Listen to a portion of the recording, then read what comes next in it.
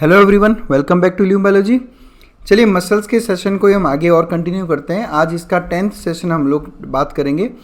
पिछले सेशन में हम लोगों ने जो है ना डिसऑर्डर्स शुरू कर दिए थे मसल्स के, तो आज हम लोग एक और डिसऑर्डर की बात करेंगे जिसका नाम है मस्कुलर डिस्ट्रॉफी।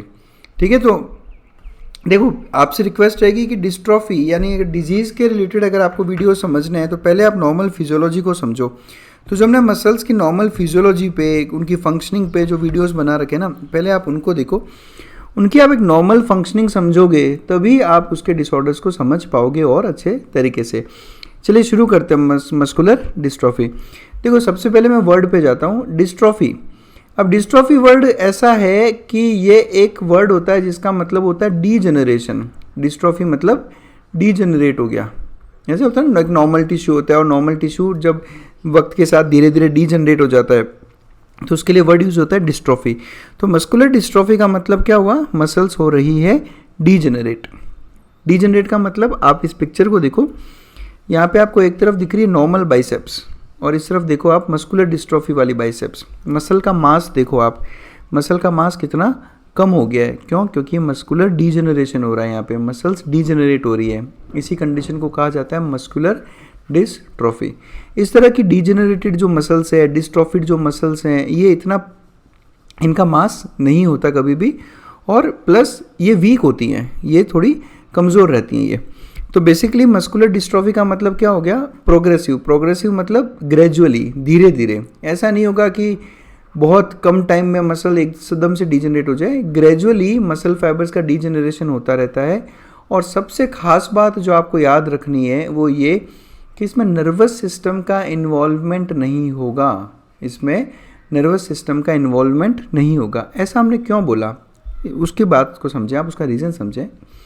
कुछ कंडीशंस ऐसी होती हैं जिसमें नर्वस सिस्टम का इन्वॉल्वमेंट होता है। कैसे, मैं बताता हूँ आपको।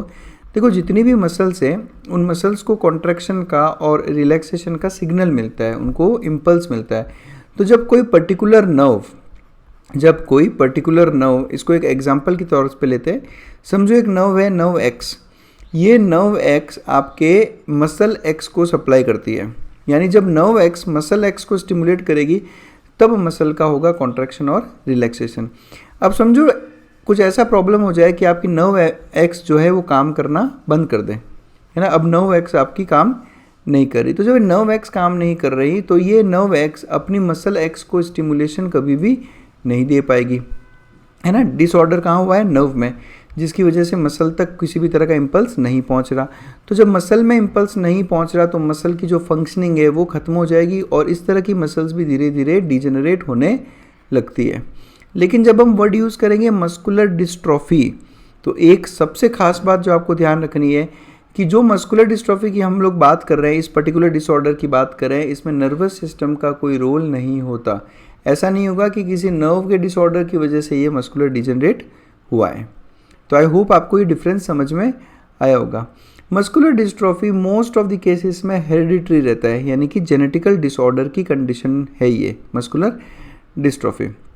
धीरे धीरे डीजनरेशन होता रहता है मसल फाइबर्स का, और इस डीजनरेशन की वजह से, इस प्रोग्रेसिव डीजनरेशन की वजह से प्रोग्रेसिव वीकनेस आने लगती है ना। ये मसल्स वीक होने लगती है और जब ये मसल्स वीक होने लगती है तो ये उतना पावरफुल कॉन्ट्रैक्शन या सस्टेन्ड कॉन्ट्रैक्शन शो नहीं करती। हमने पिछले वीडियोस में डिस्कस किया था कि किस तरह से हमारी बैक मसल्स, हमारी लेग की मसल्स, काफ मसल्स जब ये सस्टेन्ड कॉन्ट्रैक्शन करती है तभी हम खड़े रह पाते हैं या बैठ पाते हैं। अब जैसे हम समझो मैं बैठा हूँ तो मेरी जो बैक की मसल्स है, उन बैक की मसल्स में कॉन्ट्रैक्शन हो रखा है ना। तो हम लोग काफ़ी देर तक बैठे रहते हैं, काफ़ी देर तक खड़े रहते हैं, तो इनमें सस्टेन्ड कॉन्ट्रैक्शन होता है।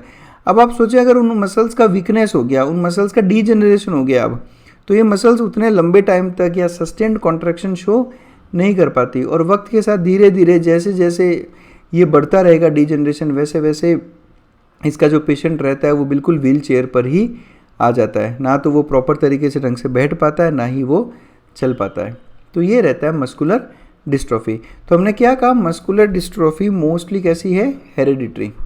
अब यहाँ पर यूँ तो मस्कुलर डिस्ट्रॉफी के कॉजेज़ बहुत सारे हैं, मतलब उसके टाइप्स बहुत सारे हैं, सब अलग अलग हेरिडिटरी है, यानी सब में अलग अलग जीन इन्वॉल्व रहता है। तो हम लोग जो सबसे कॉमन मस्कुलर डिस्ट्रॉफी की बात करेंगे वो है डीएमडी या ड्यूशेन मस्कुलर डिस्ट्रॉफी। डीएमडी कहते हैं इसको, ड्यूशेन मस्कुलर डिस्ट्रॉफी। इस डिस्ट्रॉफी को समझने से पहले हम चलेंगे एक बहुत ही इम्पॉर्टेंट जीन के पास जिसका नाम है डिस्ट्रोफिन जीन। ये डिस्ट्रोफिन जीन अगर मैं नीट यूजी के स्टूडेंट्स के लिए बात करूं तो आपने कहाँ सुना है? आपने इसको सुना है क्लास 12th में जब आपने ह्यूमन जीनोम प्रोजेक्ट पढ़ा। ह्यूमन जीनोम प्रोजेक्ट के एक सेलिएंट फीचर में हमने लिखा कि ह्यूमन बींग्स में सबसे लार्जेस्ट जीन का नाम क्या है? Dystrophin gene. तो ये आपको ध्यान रखना है, which is the largest gene in human beings? Dystrophin नाम का एक जीन होता है जो प्रेजेंट होता है एक्स क्रोमोसोम पे, है ना। लोकेशन याद रखें, कहाँ प्रेजेंट है ये? एक्स क्रोमोसोम पे। एक्स क्रोमोसोम एक सेक्स क्रोमोसोम है, ध्यान रखें, ऑटोसोम नहीं है ये ऑटोसोम नहीं है ना। ये बहुत इंपॉर्टेंट टॉपिक है, तो थोड़ा अच्छे से समझें इसे। डिस्ट्रोफिन नाम का एक जीन प्रेजेंट है एक्स क्रोमोसोम पर, यानी एक सेक्स क्रोमोसोम पर। डिस्ट्रोफिन जीन का जब ट्रांसक्रिप्शन ट्रांसलेशन यानी जब इसका सेंट्रल डॉगमा होगा तब डिस्ट्रोफिन जीन से एक प्रोटीन बनता है जिसका नाम है डिस्ट्रोफिन। डिस्ट्रोफिन जीन एक प्रोटीन को कोड करता है जिस प्रोटीन का भी नाम क्या है? Dystrophin protein. तो ये तो हो गया डिस्ट्रोफिन जीन। और डिस्ट्रोफिन जीन का प्रोडक्ट यानी उसके ट्रांसक्रिप्शन ट्रांसलेशन से कोड होकर बनता है डिस्ट्रोफिन प्रोटीन। और ये dystrophin protein is responsible for the stability of sarcolemma. अब हमने पढ़ा है सार्कोलेमा का मतलब क्या होता है? हमारे मसल की जो प्लाज्मा मेम्ब्रेन है, मसल की प्लाज्मा मेम्ब्रेन को हम क्या कहते हैं? सार्कोलेमा। यानी डिस्ट्रोफिन प्रोटीन की वजह से मसल की मेम्ब्रेन सार्कोलेमा का स्टेबिलिटी रहता है। अब अगर समझो कुछ ऐसा दिक्कत हो जाए कि डिस्ट्रोफिन जीन प्रॉपर काम नहीं कर रहा, कोई भी म्यूटेशन अगर हो जाए जिसकी वजह से डिस्ट्रोफिन जीन की फंक्शनिंग नहीं हो रही, तो इसका मतलब डिस्ट्रोफिन प्रोटीन नहीं बनेगा। डिस्ट्रोफिन प्रोटीन अगर नहीं बनेगा तो जो सार्कोलेमा है वो स्टेबल नहीं रह पाएगी, सार्कोलेमा की स्टेबिलिटी खत्म हो जाती है और ऐसी मसल्स बिना सार्कोलेमा के डीजेनरेट करेगी। इस कंडीशन को हम कहते हैं ड्यूशेन मस्कुलर डिस्ट्रोफी। एक बार वापस रिपीट कर रहा हूँ, डिस्ट्रोफिन जीन एक्स क्रोमोसोम पे प्रेजेंट है और ये ह्यूमन बीइंग का लार्जेस्ट जीन है। ये एक प्रोटीन बनाता है जिसका नाम है dystrophin protein and this protein is essential to maintain the stability of muscle membrane यानी कि सार्कोलेमा। तो अगर डिस्ट्रोफिन जीन में किसी म्यूटेशन की वजह से अगर वो कोडिंग नहीं कर पा रहा है डिस्ट्रोफिन प्रोटीन की, तो इस प्रोटीन की डेफिशिएंसी की वजह से सार्कोलेमा स्टेबल नहीं हो पाती और ऐसी मसल्स बहुत इजीली डिजेनरेट हो जाती है। इस पर्टिकुलर कंडीशन को कहा जाता है ड्यूशेन मस्कुलर डिस्ट्रोफी। कुछ बुक्स में आप देखोगे कि इस जीन का नाम इन्होंने डिस्ट्रोफिन जीन की जगह लिखा हुआ है डीएमडी जीन। कुछ बुक्स में इसी डिस्ट्रोफिन जीन को क्या कहा गया है?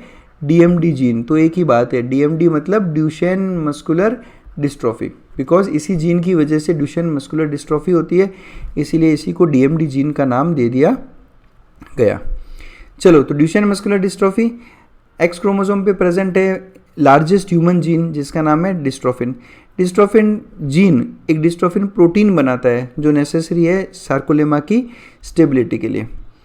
कहाँ पे क्रोमोसोम प्रेजेंट है ये? कहाँ पे जीन प्रेजेंट है ये? एक्स क्रोमोसोम पे। यानी कि इस जीन का म्यूटेशन की वजह से होने वाला डिसऑर्डर डीएमडी किस तरह का डिसऑर्डर है? ये एक एक्स क्रोमोसोम लिंक्ड डिसऑर्डर है। हम पढ़ते हैं ना ऑटोसोमल डिसऑर्डर्स और सेक्स क्रोमोसोम लिंक्ड डिसऑर्डर्स। फिर सेक्स क्रोमोसोम लिंक्ड डिसऑर्डर्स को भी दो टाइप होते हैं, एक्स क्रोमोसोम लिंक्ड और वाई क्रोमोसोम लिंक्ड।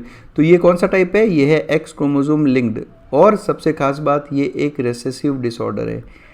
कैसा डिसऑर्डर है? Recessive disorder. यानी अगर इस डिसऑर्डर को मैनिफेस्ट करना है तो ये होमोजाइगस कंडीशन में होना चाहिए। आई होप आप लोगों को जेनेटिकल रेसेसिव डिसऑर्डर्स और डोमिनेंट डिसऑर्डर्स का आइडिया होगा। देखो, रेसेसिव डिसऑर्डर है, इसका मतलब अगर मैं बात करूँ फीमेल के जीनोटाइप्स की और मैं बात करूँ मेल के जीनोटाइप्स की, ठीक है, तो अगर मैं लिखता हूँ केवल एक्स तो ये नॉर्मल एक्स क्रोमोसोम, और अगर मैं लिख रहा हूँ एक्स डी यानी कि ये कैसी कंडीशन है? ये वो एक्स क्रोमोसोम है जिसके पास डीएमडी जीन जो है वो प्रॉपर फंक्शन नहीं कर रहा, यानी ये अफेक्टेड कंडीशन है। एक्स डी कौन सा है? अफेक्टेड कंडीशन, और एक्स नॉर्मल कंडीशन। अब फीमेल के जीनोटाइप क्या क्या बन सकते हैं? एक तो बन सकता है एक्स एक्स। तो जब एक्स एक्स कंडीशन होगी तो ऐसी फीमेल क्या होगी? एक नॉर्मल फीमेल। अब बिकॉज ये रेसेसिव डिसऑर्डर है तो ये अपने आप को तभी मैनिफेस्ट करेगा जब ये दोनों क्रोमोसोम्स पर प्रेजेंट होगा, है ना। ये पढ़ा होगा आप लोगों ने कि रिसेसिव कंडीशंस होमोजाइगस होने पर ही मैनिफेस्ट होगी। तो ये होगी एक ऐसी फीमेल जिसको ड्यूशेन्स मस्कुलर डिस्ट्रॉफी होगा। और बात करते हैं हम तीसरा जीनोटाइप यानी XXD, है ना। ऐसे ही हो सकता है या तो दोनों एक्स क्रोमोसोम पे नहीं हो ये एलील, या दोनों पे प्रेजेंट हो, या एक पे प्रेजेंट हो और एक पे नहीं प्रेजेंट हो। तो जब ये एक ही एक्स पे होगा तब आप इसको कहोगे कैरियर फीमेल, यानी ये फीमेल DMD की कैरियर है। मेल की बात करें तो मेल में तो देखो दो ही कंडीशन हो पाएगी, या तो होगी XY, तो अगर XY होगा तो ये नॉर्मल मेल हो गया, और अगर कंडीशन होगी XDY तो ये डिजीज्ड यानी DMD वाला मेल हो गया। ऐसे कंडीशंस में आपको भी पता है कि मेल कैरियर का काम नहीं कर सकते, या तो वो नॉर्मल होगा या वो डिजीज्ड होगा। फीमेल नॉर्मल हो सकती है, डिजीज्ड हो सकती है और कैरियर भी हो सकती है। तो ये है ड्यूशेन्स मस्कुलर डिस्ट्रॉफी। इसमें क्या हो गया, डिस्ट्रोफिन एब्सेंट है। डिस्ट्रोफिन अगर एब्सेंट है तो ऐसी मसल्स डीजेनरेट होगी, और डीजेनरेशन के साथ साथ में ऐसी मसल्स का नेक्रोसिस भी होता है ना। What is necrosis? तो नेक्रोसिस आप सबको ऑलरेडी मालूम है, हम काफ़ी बार डिस्कस किए हमारे वीडियो में। नेक्रोसिस का मतलब होता है टिश्यू डेथ। जब किसी टिश्यू की किसी रीज़न से प्री मैच्योर डेथ हो जाए तो उसे हम कहते हैं नेक्रोसिस, है ना। अब कुछ बच्चे इसको कंफ्यूज होते हैं अपोप्टोसिस के साथ कि सर अपोप्टोसिस भी तो सेल की डेथ होती है। बिल्कुल सही बात है आपकी, लेकिन अपोप्टोसिस और नेक्रोसिस में फ़र्क है।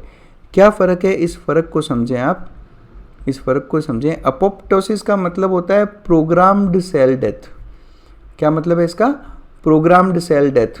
और नेक्रोसिस का मतलब होता है प्री मैच्योर सेल डेथ, यानी समय से पहले ही उसकी डेथ हो गई, नेक्रोज हो गया वो। एक एग्जाम्पल लेके समझते हैं हम इसको। एग्जाम्पल की तरह कैसे समझें कि RBC की बात कर लेते हैं। RBC का लाइफ कितना होता है? 120 दिन का, 120 डेज। अगर RBC 120 दिन होने के बाद उसको एक प्रॉपर प्रोग्राम्ड तरीके से उसको डेड करवाया जाए तो उसको तो हम कहेंगे अपोप्टोसिस। लेकिन किसी रीज़न से अगर एक यंग RBC की ही डेथ हो जाए तो उसको आप कहोगे नेक्रोसिस, है ना। पर बेसिकली नेक्रोसिस वर्ड हम लोग यूज़ करते हैं टिश्यू डेथ के लिए। किसके लिए? टिश्यू की डेथ। एक ऐसा नहीं है कि नेक्रोसिस में कोई एक सिंगल सेल डेथ हो जाएगी, नहीं। नेक्रोसिस तब आप बोलोगे पर्टिकुलरली जब कोई पार्ट ऑफ टिश्यू की डेथ हो जाए या पूरा का पूरा टिश्यू डेथ हो जाए। एक सिंगल सेल की डेथ को आप नेक्रोसिस बोल ही नहीं सकते। तो इसलिए बहुत से बच्चे कंफ्यूज रहते हैं अपोप्टोसिस और नेक्रोसिस में। तो ये कन्फ्यूजन आपको नहीं रखना है, ठीक है। अगर सीवियर कंडीशंस हो गई आपकी DMD की तो आपकी रेस्पिरेटरी मसल्स जो है वो कमज़ोर पड़ जाएगी। रेस्पिरेटरी मसल्स यानी बेसिकली कौन कौन सी मसल्स? तो एक तो डायफ्राम आता है रेस्पिरेटरी मसल्स में, और एक आता है एक्सटर्नल इंटरकोस्टल मसल्स।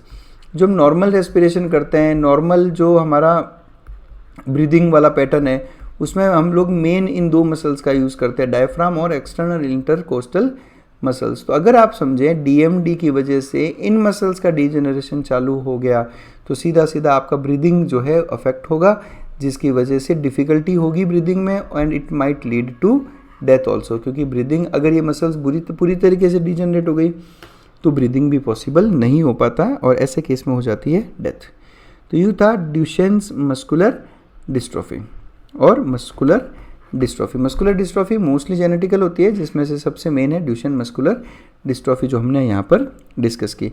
फिर भी अगर आपको इस टॉपिक से रिलेटेड किसी तरह का कोई डाउट हो तो आप मुझे मेरे इस व्हाट्सएप नंबर पे कांटेक्ट कर सकते हो, मुझे व्हाट्सएप कर सकते हो। आपको कोई डाउट हो, कोई क्वेश्चन समझ में नहीं आ रहा हो, या कोई पर्टिकुलर टॉपिक जिस पे आप चाहते हो कि सर एक वीडियो बना दीजिए, तो हम ज़रूर इस पर वीडियो बना देंगे। और अगर आप हमारे मेंबर हो, हमारे इस यूट्यूब चैनल को ज्वाइन कर रखा है, तो आप ज्वाइन करते ही सबसे पहले आप हमें व्हाट्सएप डालें ताकि आपको हम हमारे मेंबर्स वाले ग्रुप के साथ जोड़ सकें। तो बस that's it. Thanks a lot for watching us.